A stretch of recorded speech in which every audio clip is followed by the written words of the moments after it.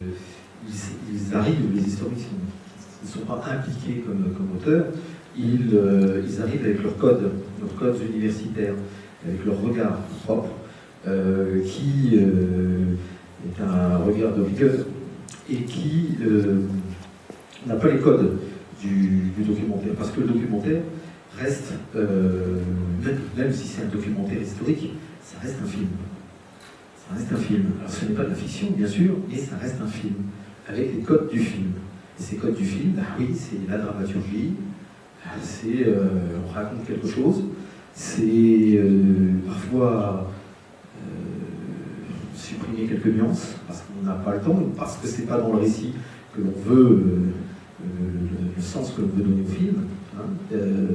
C'est utiliser la musique pour souligner des moments avec de l'émotion, ou pour créer de la tension.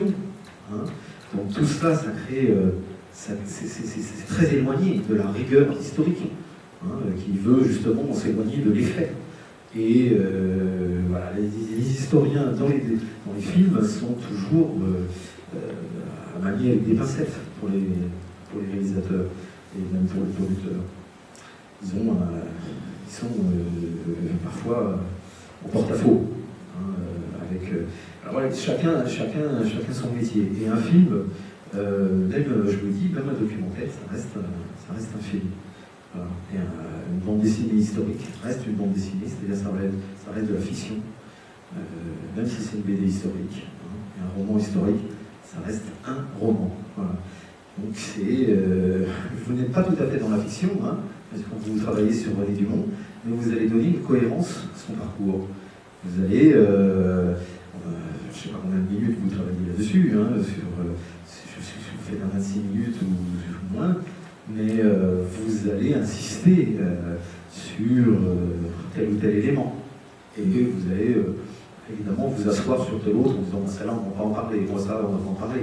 Vous allez faire des choix peut-être. Et donc on n'est plus peut-être dans la complexité, la nuance, la multiplicité des points de vue, on est dans une construction. Et ça, il faut en être conscient. C'est pas un travail d'historien que l'on fait. Voilà. C'est pour ça que les historiens sont parfois un peu perturbants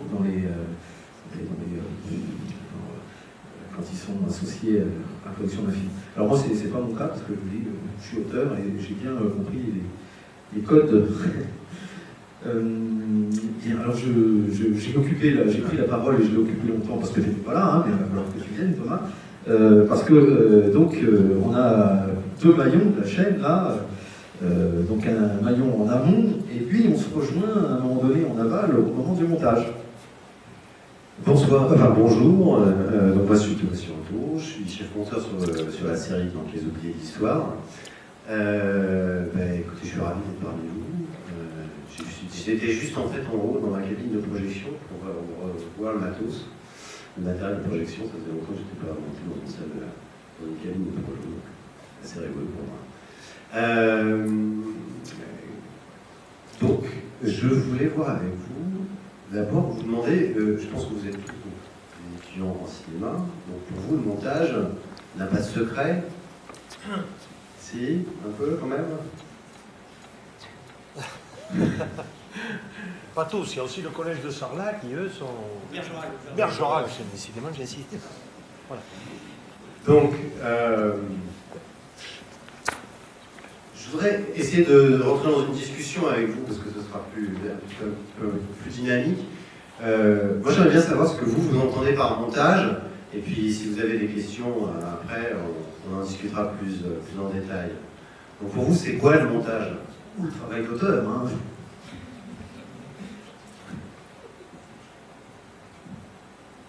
Vous savez pas ce que c'est que le montage? Vas-y. C'est une suite d'images qui raconte quelque chose. C'est fabriquer cette suite d'images. Oui, c'est vrai, oui, en effet. Donc, on va résumer ça un peu comme tu l'as fait. Donc, l'idée étant évidemment de récupérer tout un tas d'éléments, images et sons, et de réaliser, de fabriquer par l'édition de ces différents éléments un film. Dans le cas des oubliés d'histoire, évidemment, on se sert d'un canevas de départ, d'une partition qui est le scénario, alors, qui est plus ou moins précis sur l'écriture, et on va aussi aller plus loin, ou parfois moins loin, en fonction du temps dont on dispose et de les éléments qu'on veut mettre en lumière et ceux qu'on va plutôt laisser dans l'ombre. Alors on m'a dit que ce qui vous intéressait aussi en tant qu'étudiant dans cette section cinéma, c'était de connaître un peu le parcours de chacun. Alors, pour vous dire un peu moi comment je suis arrivé à devenir chef monteur aujourd'hui, moi j'ai passé mon bac en 92, j'ai fait 2 années d'université à Paris. Alors moi j'ai un parcours plutôt scientifique, donc j'ai fait une section scientifique à la fac.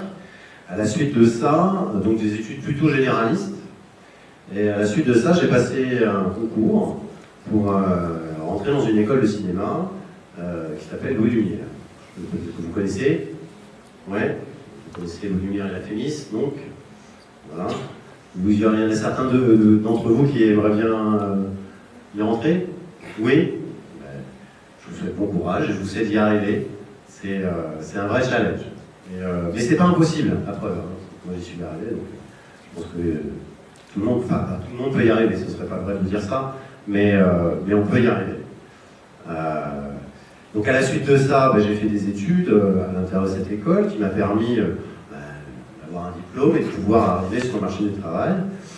Sauf que, en fait, moi j'ai pas fait la section cinéma à la Lumière. J'ai fait la section son. J'ai fait des études d'ingénieur du son.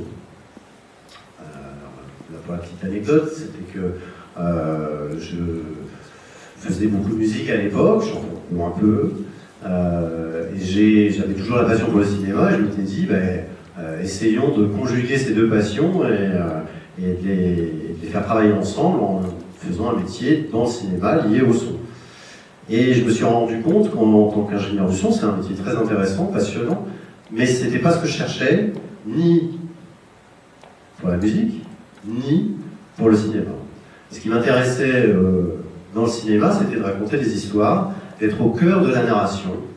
Et quelque part, le côté musicien s'y retrouvait dans le montage parce qu'il y a une part d'interprétation du scénario et de le rendre en image et en son. Et à travers cette interprétation, on travaille le rythme, on travaille l'organisation des différents éléments pour que le montage devienne, on peut dire un terme un peu peut-être exagéré, mais comme un peu une symphonie. Donc on est, Jacques disait, enfin je l'ai entendu parler du montage là-dessus, c'est vrai que c'est assez joli de dire qu'on est les postes principaux dans la fabrication d'un film que sont le chef opérateur, l'ingénieur du son, le monteur, les comédiens. On est tous des premiers violons qui vont interpréter la partition et qui vont aider à ce que l'œuvre qui a été écrite soit la plus réussie possible. Donc à la suite de ça, je retiendrai cette histoire de symphonie, c'est bien. Le violon, la partition, un film, c'est ça, une symphonie. C'est une symphonie, non, mais dont le chef d'orchestre et le réalisateur, bien sûr. Et le maître d'œuvre étant le producteur, parce que sans producteur, il n'y a pas de film. Après toutes ces années où j'ai commencé mon métier d'ingénieur du son, donc j'étais pas totalement satisfait dans ce que je faisais, même si c'était très intéressant. J'ai fait une formation à l'école des Gobelins, où j'ai pu apprendre à faire du montage pour la télévision.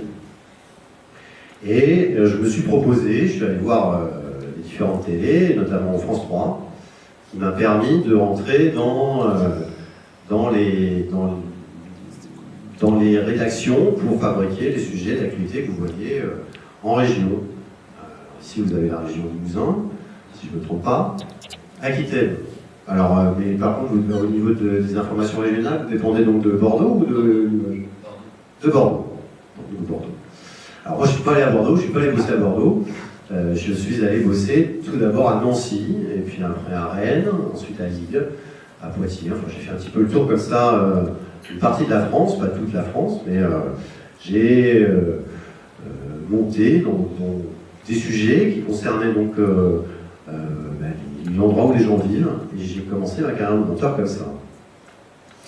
À la suite de ça, eh bien, je me suis proposé, quand j'avais acquis suffisamment d'expérience et que je me sentais un peu d'attaque, comme je suis parisien, eh bien, j'essaie de travailler à Paris. Eh bien, je suis arrivé à travailler à TF1 par un concours de circonstances assez étonnant. Il se trouve que, comme je travaillais à Reims, Reims c'était une télé qui travaillait sur un système qui était exactement le même que celui qui était installé à TF1.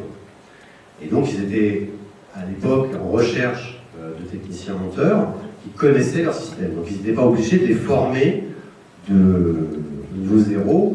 Ils avaient des gens qui étaient capables d'utiliser leur machine directement. Et ça les intéressait. Donc j'ai bossé pour TF1 pendant 6 ans. Après ces 6 années,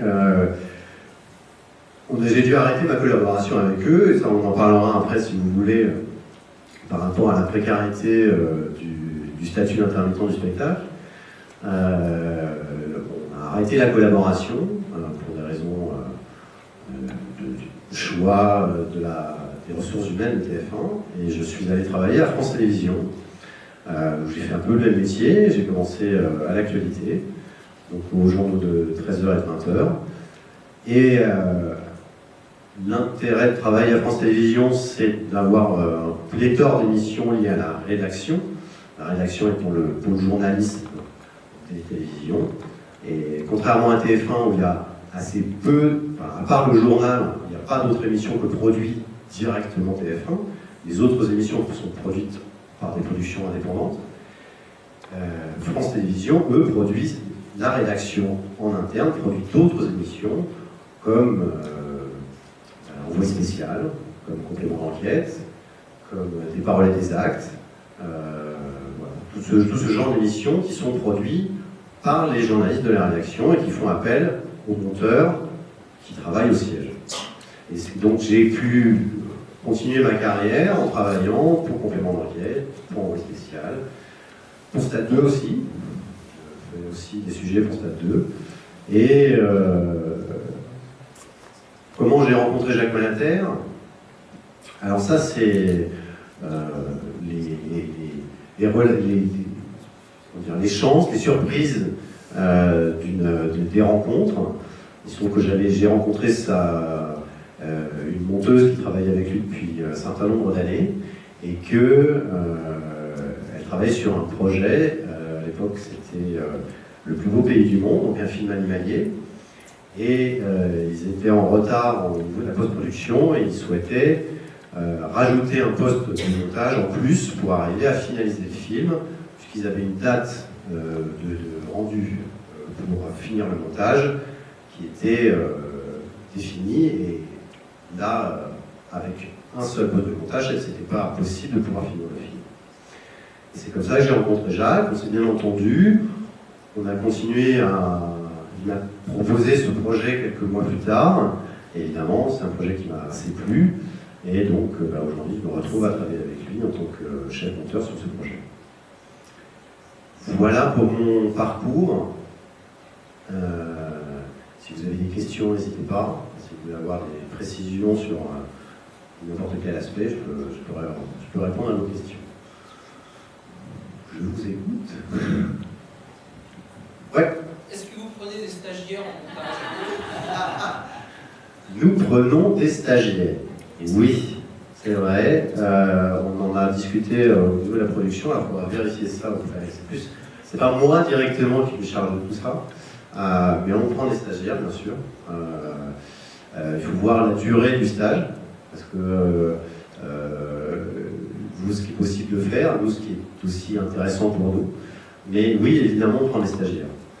Alors après, il faut voir si c'est un stage d'observation ou si c'est un stage où on va vraiment participer à un niveau, évidemment, qu'on va définir ensemble, parce qu'évidemment, on ne peut pas vous mettre tout de suite en montage sur le projet, ce ne serait pas possible. Mais voilà, on peut définir ça, oui, c'est possible. Je ne peux pas, moi, vous dire, voilà, vous touchez votre convention de stage, c'est pas moi qui vais le faire, mais oui, en montage, en tout cas, on peut penser ça, tout à fait. Oui, enfin, en fait, c'est votre motivation qui va c'est pas tant votre CV, parce que vous tous, là, vous avez une formation liée à votre enseignement. Moi, ce qui va m'intéresser, enfin, nous, ce qui va nous intéresser, parce que je ne suis pas tout seul à prendre cette décision, c'est votre motivation par rapport à ce projet-là et ce qu'on va vous proposer de faire et ce dont on va avoir besoin de nous sur le projet. Ce que vous allez pouvoir acquérir, ce que vous allez pouvoir voir, nous, si vous venez en stage sur ce projet, éventuellement, ce sera de voir comment fonctionne une équipe, comment on fabrique un film. Ça, c'est dans le cadre de l'observation. Après, si on vous donne un travail à faire, ce sera un travail qui va consister à un poste particulier, à une étape qui va faire que vous êtes un maillon de la chaîne, quoi. Et vous allez pouvoir comprendre la fabrication en post-production d'un film. Donc, je reprends l'idée de la post-production. Un film, ça se construit en 3 parties. La première partie, donc Jean-Yves vous en a parlé, c'est l'étape d'écriture et de financement. C'est souvent la partie la plus longue. Parfois elle peut être courte, mais c'est parfois l'étape la plus longue. Un film long métrage, cinéma, c'est souvent 3 à 4 ans de recherche de financement. Une fois que le film a été financé, on passe en production. Et ça, cette étape-là, elle peut durer 6 à 8 mois. Ensuite, une fois que le tournage est terminé, ça consiste à quoi la production? Ça consiste déjà à faire tous les repérages, à monter l'équipe, à sélectionner les acteurs, à faire le tournage. Une fois qu'on a tous ces éléments-là, on passe en post-production, dont l'étape principale, évidemment, c'est le montage, qui consiste à rassembler, éditer, sélectionner et écrire le film, fabriquer le film en montage. Et c'est loin d'être la dernière étape, puisque une fois que le montage est terminé, alors soit on a une partie de musique, mais la plupart du temps on va finaliser les musiques après le montage. Ensuite il y a l'étape de mixage. Éventuellement on va faire des post-synchro s'il y a besoin. On va faire du montage son. On va faire de l'étalonnage. Et une fois qu'on aura fait toutes ces étapes-là, on pourra fabriquer un PAD, c'est-à-dire un prêt à diffuser, ou une copie pour le cinéma. Et à ce moment-là, on va pouvoir rentrer en exploitation pour le film ou en diffusion à la télé. Oui. Alors, pour faire avancer un petit peu la discussion, ils sont un peu, pas trop, d'habitude un peu plus en classe. Je crois qu'ils ont... Ils écoutent beaucoup, hein, peut-être aussi. Ce qui serait intéressant, c'est qu'ils ont... Alors, je ne sais pas ce qui en est du lycée de Sarlat-Bergerac. Ça, c'est pour reprendre de l'eau pour les petites erreurs. Ils ont déjà travaillé sur des projets par petits groupes. Ils ont déjà des idées. Ce qui serait bien, c'est ce que je pense, c'est que nous, on a l'habitude de leur apprendre à écrire de la fiction en termes scénaristiques. Je pense qu'il serait bien que vous puissiez leur faire partager votre façon d'écrire du documentaire, ça c'est la première chose. Et la deuxième chose, je crois qu'ils avaient des besoins, parce qu'ils ont écrit, mais de façon pas toujours formelle, c'est souvent autour de réunions qu'ils ont eu, de briefing à l'intérieur de la classe. Ils ont bâti des histoires autour du monde. Elles leur appartiennent, hein. On n'est pas intervenu sur leur volonté d'écriture, peut-être pas de de construction. Ce qui serait bien, c'est d'échanger sur ces choses-là. Je crois qu'ils ont des choses à demander, des choses à dire. Déjà parler peut-être de l'écriture justement du documentaire. Alors, comment écrire un documentaire? Alors, petit 1. En fait, en réalité, je suis bien gêné pour vous dire comment faire, parce que honnêtement, je ne sais pas trop. J'en ai écrit une dizaine. Certains même en première partie de soirée, comme on dit. Certains, je les ai réalisés moi-même, co-réalisés, et là je vais réaliser moi-même cette année. Mais je n'ai pas, si vous voulez, de recette, parce que chaque film est différent, et donc, j'ai envie de dire, chaque film a nécessité une mise en récit particulière.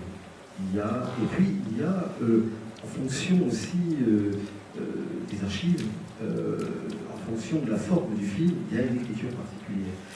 À savoir, j'ai fait notamment 3 documentaires tout en images. Il y avait 52 tout en images. Voilà, des images d'archives sur filmer la guerre d'Algérie, filmer la guerre d'Indochine, ou encore les Français dans la Grande Guerre, vivre pendant la Grande Guerre, voilà, quelque chose comme ça. Et c'était tout en images. Donc là, on avait une voix off, quelque chose de très classique, donc il fallait que ce soit très écrit. Il fallait que le commentaire nous prenne par l'oreille, soit capable de nous donner des informations, mais soit capable de nous toucher, en ce qui concerne la Première Guerre mondiale, sur la façon dont on filmait la guerre d'Algérie ou filmait la guerre d'Indochine. C'est aussi une réflexion sur les images qui doit avoir lieu. Et ce n'est pas du tout la même chose que quand on fait un docu-fiction. Quand on fait un docu-fiction, il y a des scènes évidemment de reconstitution. Donc là, la voix off, elle se tait, elle se passe aux images. Et la voix off, elle intervient un petit peu uniquement sur les images d'archives, donc intercalée entre les interviews des témoins et les reconstitutions. Et là, c'est plus non plus tout à fait la même façon d'écrire, puisque c'est une voix off qui fait aussi un lien, une transition.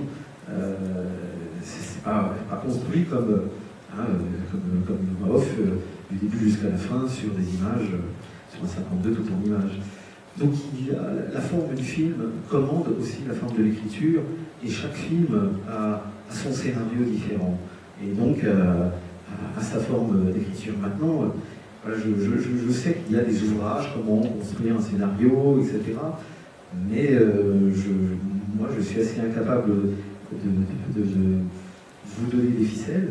Par contre, pour la série, on va en parler. Pour la série, il y a une forme d'écriture particulière, standardisée, là, puisque c'est une série. Il faut qu'on retrouve à l'image, dans les interviews, par exemple, les interviews de Jacques, vous avez remarqué qu'elles sont de face et de côté, hein, systématiquement. Il faut qu'on retrouve la signature graphique, hein, on retrouve la signature aussi dans le montage, hein, et il faut qu'à chaque fois qu'on tombe sur ce documentaire, ah oui, hein, on est dans une série, on sait, hein, on retrouve. Et dans le texte aussi, la façon, donc dans le teaser, on ouvre avec une phrase, enfin un teaser, une amorce, hein, qui doit capter l'attention, et donc qui part d'un fait important dans la vie du personnage. Donc pour René Duron, on a choisi évidemment 1974, l'élection présidentielle.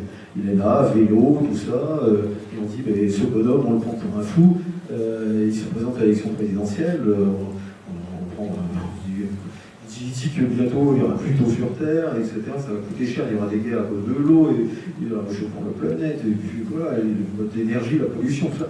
On le prend pour un fou, mais finalement, ce prophète de malheur n'était-il pas visionnaire? Et on reprend la phrase de fin, cette phrase de fin du teaser, on la reprend à la fin. C'est aussi une des signatures de cette série. Peut-être que vous verrez, c'était pas tout à fait exactement ça, mais de reprendre la phrase à la fin, pour que ça résonne. Et pour Jerzy Popieluszko, vous l'avez vu, Jerzy Popieluszko, hein, vous l'avez vu, donc vous avez entendu le teaser, hein, il n'était pas le Che Guevara, ni Mère Teresa, ni Gandhi, ni Mère Teresa, c'était un prêtre, un simple prêtre, etc. Mais il a fait trembler le régime communiste. Et hop, à la fin, ce n'était pas Che Guevara, ce n'était pas Mère Teresa, etc. là, on met la phrase pour en quelque sorte qui est un écho, quelque chose qui soit à la fois beau à écouter et qui ait du sens. Donc là, oui, il y a une forme d'écriture standardisée. Le teaser, toujours avec un événement important. Donc dans le cas de Louise Weiss, voilà, c'est 79, le Parlement était au suffrage universel pour la première fois, le Parlement européen, et elle va prononcer le discours d'ouverture. Elle, la combattante de l'idée européenne dans les années 20, alors qu'il n'y avait pas grand monde pour se battre pour l'unité européenne, les États-Unis d'Europe dans les années 20. Et là, 79, c'est son combat qui est couronné. Donc, on part toujours du moment important pour lancer le teaser, avec un montage peut-être un peu nerveux, pour que les gens ne savent pas, quoi. Parce que c'est ça, la télé, il va falloir les capter. Encore à Arte, ils n'ont pas tout à fait cette tradition, cette culture, c'est plutôt lent. Ils sont un peu bousculés avec cette série. Jacques, même la première fois, je vous dis, je vous confie des secrets, la première fois qu'on montre Poké Busco à la chaîne, à Arte, ils étaient, parce qu'ils ont l'habitude de choses un peu plus lentes. Et là, on monte, et à la fin, eh bien, il y a un responsable d'Arte qui dit, ça fait, il savait pas quoi dire, ça fait trop télé, ça fait trop télé. Voilà, ça fait trop télé. Et Jacques, je lui réponds, ça tombe bien, c'est pas pour la radio qu'on l'a fait. Voilà. Alors, exactement comme il est, nature et décoffrage, il a poussé la critique dans les cordes, mais ça voulait dire en fait que c'est pas tout à fait dans la culture d'Arte. Mais l'idée, c'est que les gens qui tombent dessus, ils ont un teaser, ils restent accrochés. Et ça, donc, dans tous les épisodes, un teaser. Et donc une forme d'écriture particulière avec comment dire, donc on part du point important, et puis en gros, qui est cet homme, qui est cette femme, qu'est-ce qu'elle a fait, voilà, pourquoi on s'en souvient, pourquoi on s'en souvient pas. Et puis après, ça se déroule. Alors, évidemment, les parcours sont tous différents. C'est donc un peu ridicule de dire, bon, on va parler de la jeunesse, on va parler de ceci, on va parler de cela, parce que toutes les histoires sont différentes, mais on essaye de découper. Il y a effectivement le contexte, on commence par le contexte de la naissance. Il naît dans une France, alors que la guerre civile espagnole fait rare. C'est le contexte, la naissance dans ce contexte-là. Ensuite, la jeunesse. Peut-être qu'il y a des éléments dans la jeunesse qui marquent, qui expliquent un parcours. On est marqué parfois dans son enfance. Ses parents, les parents de René Dumont, vous savez qu'il est dans un milieu qui est marqué par la terre.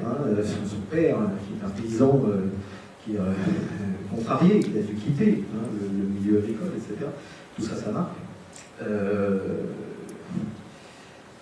Donc, oui, la guerre pour René Dumont, c'est un épisode qui marque, qui le fait entrer dans le pacifisme. Voilà, il y a des éléments dans la jeunesse, puis après, voilà, les grands combats du personnage. Et puis, à un moment donné, tous les personnages qu'on étudie, finalement, sont des personnages un peu atypiques, c'est un peu des rebelles, qui n'ont pas cherché à être dans l'histoire, mais qui, à un moment donné, pour percuter l'histoire, ou l'histoire les a percutés. René Dumont, c'était un professeur, peut-être un peu atypique, mais c'était un professeur. Et comme il y en a tant d'autres, des professeurs qui se démènent pour leurs étudiants, qui sont brillants, qui font des ouvrages, qui sont des experts, etc. Mais il y en a tant d'autres. On n'en aurait jamais parlé. Simplement, oui, c'était un expert sur le tiers-monde, un expert sur la fin, etc. Mais à un moment donné, voilà, l'histoire, on le rattrape. Et c'est la même chose pour Poké Busco, c'était un prêtre, voilà. Et puis à un moment donné, il fait des prêches politiques, Solidarnosc, quand les ouvriers lui demandent de venir faire des messes à l'intérieur de l'usine en grève, ça, boum, ça y est, il devient leur médiateur, il épouse la cause de la liberté, etc. Bon, il devient porte-parole. Bon, voilà, pour René Dumont, tout d'un coup, c'est l'élection présidentielle, mais il n'a pas cherché. Lui, il descend de l'avion, là, et puis il y a deux écolos de l'association des Amis de la Terre qui viennent le chercher. Monsieur René Dumont, est-ce que vous voulez être candidat Je lui dis, bon écoutez, j'ai 3 semaines là, avant de repartir en Afrique, parce que j'ai une mission, je suis plus au Ghana ou je suis plus où. Allez, je vous les donne les 3 semaines, je vous les donne, allez, 3 semaines de vacances, et puis après je repars, hein, faire des choses sérieuses. Voilà. Et l'idée, c'est aussi peut-être de se saisir de l'élection présidentielle comme une tribune, hein, comme d'autres partis le font d'ailleurs. Et là, voilà, le voilà tout d'un coup éclairé par l'histoire. Il n'a pas cherché cela, hein, il est percuté. Et en même temps, il percute aussi l'histoire, hein, la bouleverse. Alors, parfois, les personnages retombent dans l'ombre. Bon, ben, lui, il reste peut-être une figure tutélaire dans l'écologie politique, mais somme toute, vous voyez, l'élection est terminée, hop, il repart faire son travail. Et puis, il laisse l'écologie politique s'organiser ou s'inorganiser, puisqu'il faudra attendre encore 10 ans pour que un parti apparaisse, les Verts, en 1984. Alors que, fort de sa capacité de rassemblement en 1974, il aurait très bien pu provoquer la création d'un mouvement politique, d'un parti, mais il ne l'a pas fait. Il ne l'a pas fait parce que ça l'ennuie. C'est pas un politicien, il ne veut pas. Pourtant, il aurait pu avoir cette responsabilité. Mais, puisque ça aurait très bien pu être utile. Mais bon, lui, ça l'ennuie. Voilà. Donc, que les autres fassent de la politique, lui, il passe au tiers-monde, et puis voilà, c'est un professeur. Donc lui, il participera à d'autres élections. Il a été candidat suppléant en 1978, il a été candidat en 86, mais c'est presque anecdotique dans sa vie. C'est presque anecdotique. Voilà. Et puis, il s'est parfois trompé. Il s'est souvent trompé. Heureusement, le prophète de malheur. Hein. Et puis justement, on n'aime pas les prophètes de malheur. C'est aussi pour ça qu'on l'oublie. C'est qu'on n'aime pas les gens qui tirent sur les sonnettes d'alarme et qui crient « Olou, olou, olou ». C'est quand même mieux ceux qui nous bercent d'illusions. Ça ira mieux demain. Je préfère ça que l'autre qui nous dit « Vous allez tous mourir, l'utopie ou la mort. Hein. Ah, vous n'avez pas pris la voie de l'utopie, bah, tant pis. Hein. Eh bien, vous allez vers la mort. C'est comme ça. Et vous aurez 2 à 6 degrés de réchauffement au XXIe siècle. Vous allez voir, vous allez être rigolo. Hein. Eh bien, ça, non. Ah ben non, on commence à comprendre tout cela, à ouvrir un peu les yeux. Mais c'est 40 ans plus tard. Voilà, 40 ans plus tard. Donc, la figure de Dumont revient, si vous voulez, peut-être. Alors que, qu'est-ce qu'on se moquait de lui, en années 70. Bon, je parle de tout ça, je suis en train de parler de Dumont, mais bon, on prend les grandes étapes, voilà, et puis à la fin, pourquoi le personnage est oublié ou pas, parce qu'ils ne sont pas toujours totalement oubliés, qu'est-ce qu'il fait, comment on se souvient de lui, ou on se souvient d'une partie de son combat, pourquoi on a oublié celle-ci, etc. Donc, voilà. C'est une structure qu'on retrouve un petit peu pour tous les... Et donc l'écriture, elle se ressemble aussi, c'est une écriture aussi qui était en empathie, pour cette série, hein, je dis bien, pour mes autres documentaires, ça n'a absolument rien à voir. C'est une écriture qui est en empathie, on essaie de faire des portraits qui ne sont pas à charge. Donc certes, il y a des ombres et des lumières, hein, il y a la question de Dumont, de l'ultra-pacifisme pendant la Seconde Guerre mondiale, finalement, assis sur sa chaise, attentiste. Hein. Et c'est lui-même qui a posé la question, Dumont, est-ce que je ne me suis pas trompé, hein. Alors des choix, moi je n'ai pas fait le choix, parce que j'étais pacifiste. Voilà. Eh bien, pourtant c'était des choix de civilisation, hein, parce que je ne me suis pas trompé. Voilà. Même à la fin de sa vie, il se posait cette question. En tout cas, c'était quelqu'un qui se remettait en cause. Mais si les documentaires montrent les aspérités des personnages, on le fait pour Louise Weiss, pour Jerzy Popescu, on montre bien que c'est un homme, et non pas un saint comme les colonels considèrent. D'ailleurs, on montre bien que c'est un gars, il est un peu imbu de lui-même, quoi. Il s'est fait bronzer encore en Floride, il veut garder son bronzage, il se trouve très beau, là, se regarder dans la glace, c'est un petit frimeur, là, quand même. Hein. Toutes les filles sont folles de lui, là, en Pologne, j'ai toutes les filles, oui. Il était entouré toujours d'une cour. Et vous avez vu dans les témoins, il y a encore une femme qui témoigne, qui raconte Popescu, mais elle a des lumières dans les yeux, des étincelles quand elle parle de lui. Et puis lui, il est toujours entouré des artistes, il fait des messes pour les artistes, les intellectuels et autres. C'est un petit côté. C'est un curé quand même un peu rock'n'roll, pas uniquement dans le mysticisme. C'est quand même un peu particulier. Donc on ne donne pas les aspérités, au contraire, mais on ne veut pas faire des portraits, on veut faire des portraits empathiques. On veut être avec les personnes, les comprendre, suivre. Et Jacques dit, il faut que je tombe amoureux de mon sujet. Amoureux faut que je tombe amoureux. Et c'est pareil, s'il le dit, il se dit, oh, j'ai un peu de mal pour tomber amoureux, mais sinon, Tapie Mousko, on tombe amoureux assez facilement. Pour Sands, c'est pas possible, on est aussitôt avec lui, on étouffe dans sa prison avec lui. Voilà. Deux questions. J'ai vu qu'il y avait même la petite fille de Mussolini. Alors, Tombe amoureux de la petite fille. non, parce que la petite fille de Mussolini, ça faisait partie des projets que l'on avait proposés au départ, quand il y avait des portraits qui étaient à charge, ou pas seulement, parce qu'au départ, il y avait des personnages tout à fait différents. On avait proposé 40, et il y avait de vrais salauds, parmi eux. Et puis, progressivement, la chaîne nous a dit, surtout après avoir vu le pilote, José Popescu, des héros positifs. Là, ça m'a embêté. Parce que, comme c'est Arte, il nous faut 4 Allemands. Alors, je ne veux pas. S'il y a des Allemands, je ne veux pas leur fendre le cœur. Hein, mais c'est dur de trouver des héros positifs allemands au XXe siècle. C'est-à-dire qu'on trouve beaucoup plus de Himmler, de Goebbels. Alors, oui, il y en a, bien sûr, il y en a des résistants, des Sophie Scholl, c'est connu, c'est trop connu, on ne peut pas le faire. Et puis, on avait aussi un autre problème, c'est qu'il nous fallait des biographies en français, afin que toute l'équipe lise. Donc, on a une biographie, mais qui est en allemand. C'est pas possible, on ne peut pas faire ce personnage. On fait des biographies en français pour que toute l'équipe travaille en même temps sur le personnage. Donc, on a une série de contraintes et on s'est restreint sur les héros positifs, effectivement. Voilà. Donc, il y a Alessandra Mussolini, elle est tombée à la trappe, comme d'autres. Mademoiselle.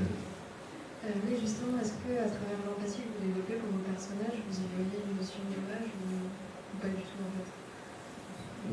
Pardon? Est-ce que